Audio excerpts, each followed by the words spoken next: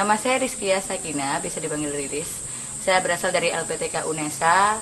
Saya bertugas di SMA Negeri 1 Rindi, kelas paralel dari SMA Negeri 1 Rindi Umalulu, bertempat di Tanah Raing.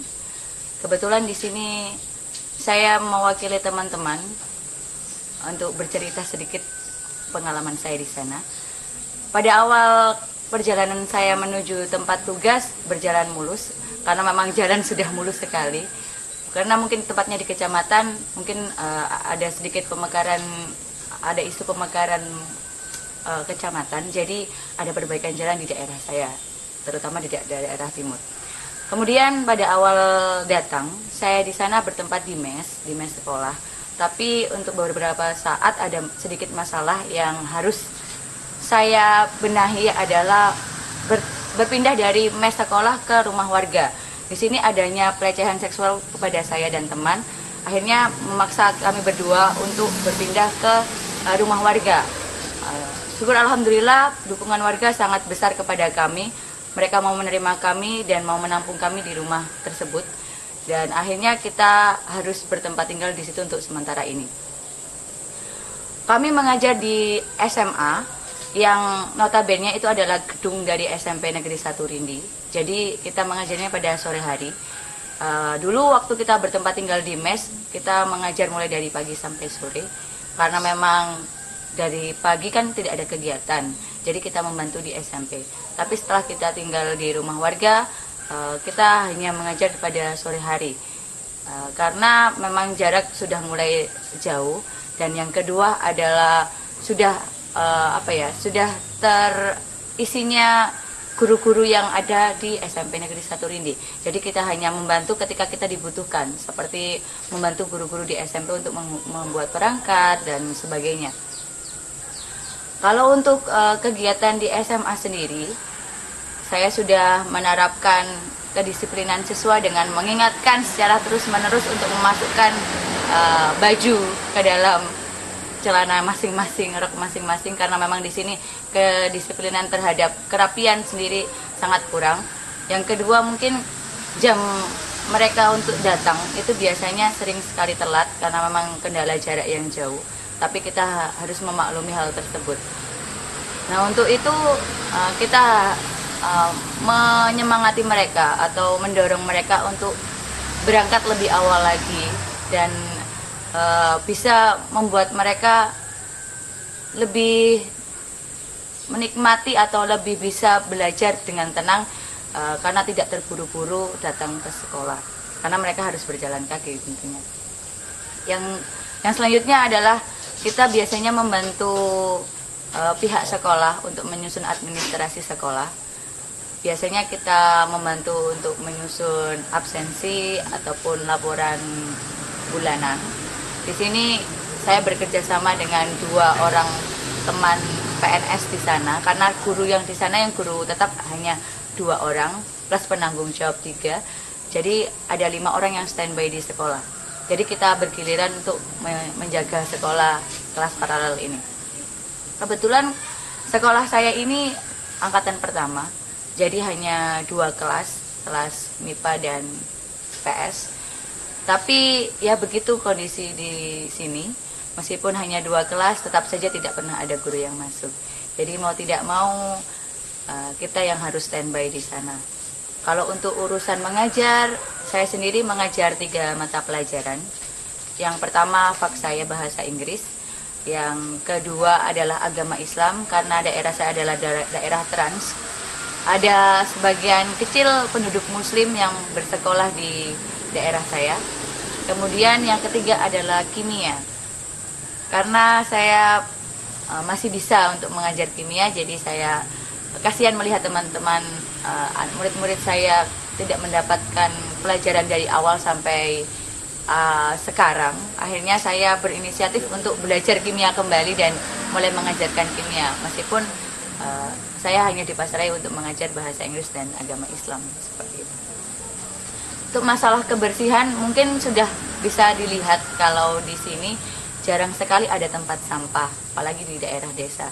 Jadi kita sendiri yang harus memupuk kesadaran. Kita harus mencontohkan, tidak hanya menyuruh tapi harus mencontohkan bagaimana cara membuang sampah di tempat yang benar, dan harus bagaimana mengelola sampah itu dengan baik. Apabila memang harus dibakar, bakarnya pada malam hari. Emang harus disisihkan untuk dibuat kerajinan tangan, ya harus dimanfaatkan seperti itu. Untuk kegiatan olahraga mungkin ada sedikit kegiatan di sore hari, karena saya masuknya sore. Mungkin waktu hari Jumat dan Sabtu itu kan agak sore, jadi jam 4 sudah mulai pulang sekolah.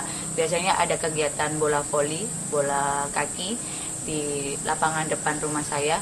Biasanya kita ikut berlatih bersama ketika kita ada waktu. Kalau tidak ya kita hanya melihat saja di pinggir lapangan seperti itu. Selama ini mungkin banyak sekali hasil alam dari Sumba Timur. Contohnya adalah jambu mete. Jambu mete di sini yang diambil hanya buah metenya saja, bijinya saja. Kemudian buahnya itu kita buang hanya menjadi pakan babi. Nah, ini mungkin peluang yang bisa saya ambil adalah bagaimana kalau saya akan membuat abon dari jambu mete. Karena memang sayang sekali, karena begitu banyak jambu mete yang terbuang sia-sia untuk hanya sekedar menjadi pakan babi. Jadi di sini saya merencanakan dengan rekan saya sekaligus dengan tetangga teman saya untuk membuat abon dulu. Setelah kita buat, kita mungkin akan mencicipkan ke warga. Apabila warga tertarik, mungkin kita akan adakan penyuluhan bagaimana cara membuatnya, dan ini mungkin akan menjadi satu terobosan untuk meningkatkan tingkat ekonomi warga sekitar. Karena daerah saya mungkin daerah pantai dan masih ada jambu mete sekaligus agar. Nah, kalau agar di sini kebanyakan warga itu menjadi petani agar, dan mereka itu lebih banyak menghabiskan waktu di laut. Otomatis anak-anak kecil pun biasanya disuruh untuk mencari agar, dan mereka jarang untuk masuk sekolah. Nah, di sini mungkin peningkatan kesadaran untuk pentingnya sekolah itu harus dipupuk kembali, karena memang anak di sini tugasnya untuk membantu ayah ibunya mencari uang. Tapi dari sisi lain kita harus beri pengertian sedikit-sedikit, karena memang sekolah itu lebih penting. Ketika anak bisa sekolah, bisa mendapatkan gelar yang sedikit lebih tinggi, mungkin mereka bisa memperbaiki ekonomi keluarga dengan jalan yang lebih baik. Selanjutnya itu saya di sini selama saya menjalani program SM3T selama 3 bulan ini, saya mendapatkan beberapa manfaat yang penting, terutama dalam kondisi kesehatan tubuh saya. Karena sebelum datang ke sini saya mempunyai penyakit mah. Di sini saya sudah terbiasa makan rutin 3 kali sehari, masak itu sebagai hiburan saya, makan itu sebagai sumber energi saya. Jadi di sini mah saya langsung hilang. Terima kasih SM3T. Ya. Nah, selain itu mungkin memang kedisiplinan, karena memang saya harus pandai-pandai mengatur jadwal pagi untuk membersihkan apa-apa yang ada di rumah, siang hari untuk mengajar, malam hari untuk mengajar murid-murid yang butuh bantuan saya, dan sisanya untuk beristirahat. Di sini kita sudah pandai untuk membagi waktu. Selain itu, mungkin karena memang kita adanya di kampung, jadi mungkin ada kejenuhan-kejenuhan yang kita alami. Tapi kita bisa menyikapinya dengan akhir pekan bisa berkeliling desa, berkomunikasi dengan warga. Itu pun sebagai bentuk rasa pengalihan kebosanan ketika kita harus menjalani rutinitas seperti ini selama 1 tahun ke depan. Jadi pintar-pintarnya kita untuk mengelola waktu di sini, kita sangat bisa mendapatkan hal tersebut. Karena di Jawa mungkin, karena di Jawa kita tidak bisa merasakan hal seperti ini. Seperti itu. Bentuk dukungan dari warga itu ya semuanya mendukung kita. Kembali lagi ke kasus saya yang sebelumnya, itu sampai ada rapat forum besar dengan dinas PPO. dengan pihak kecamatan, kepolisian, dan warga. Ternyata antusias warga terhadap kami itu sangat besar, jadi mereka tidak mau kehilangan kita. Maksudnya karena memang adanya ancaman dari dinas untuk menarik kita dari tempat penugasan, kita merasa sangat dibutuhkan di sana. Saya sendiri pun sangat keberatan kalau akan dipindah karena melihat kesungguhan, semangat siswa saya berjalan dari kiloan meter jauhnya untuk berangkat ke sekolah itu begitu besar semangat mereka. Saya tidak tega untuk meninggalkan mereka. Jadi saya memang akan bertahan di situ dengan segala macam resiko yang akan saya hadapi, tapi dengan dengan usaha kita bagaimana biar kita selalu bisa aman, nyaman, dan merasa tenang di sana, seperti itu. Untuk harapan saya terhadap SM3T, mungkin di sini satu untuk diri saya sendiri dan teman-teman, kita bisa meningkatkan kedewasaan kita karena di sini kita sudah sama-sama besar. Mungkin umur kita tidak mencerminkan kedewasaan.